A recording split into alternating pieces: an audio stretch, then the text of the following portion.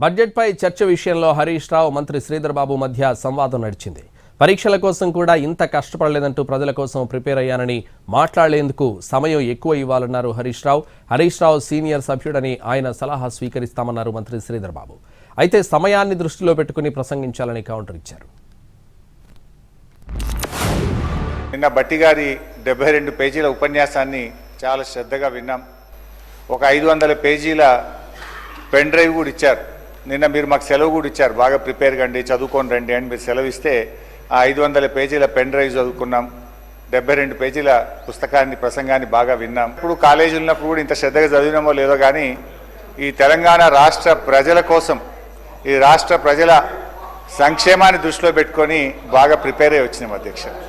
నా రిక్వెస్ట్ ఏంటంటే, బట్టి గారు చాలా అనుభవజ్ఞులు, బాగా సమాధానం చెప్పగలిగిన శక్తివంతులు, ఈ ఓపిక ఉండాలి.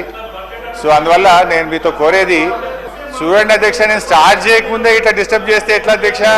వారు మాట్లాడే సందర్భంలో అంతా కూడా సత్యం మాట్లాడతానని ఆశిస్తాం.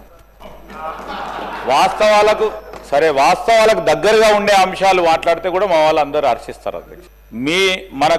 మీ నిబంధనల ప్రకారం ఆ పరిధిలో మాట్లాడమనండి సార్, ఎంతసేపు అయినా మాట్లాడమనండి.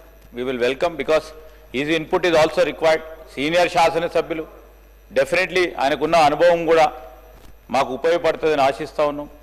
డెఫినెట్లీ ముందుకు తీసుకెళ్లే ప్రయత్నం. కానీ మీరు కూడా క్రోడీకరించి మాట్లాడారు, ఎందుకంటే మీకు అనుభవం ఉంది కనుక దీర్ఘంగా మాట్లాడకుండా మేము చెప్పే 10 వాక్యాలు మీరు ఒక వాక్యంలో చెప్పగల శక్తి ఉంది మీకు. సో ఆ విధంగా మాట్లాడితే మనం సమయం కూడా వృధా కాకుండా ఉంటుందని గౌరవ సభ్యులను కోరుతా ఉన్నాను.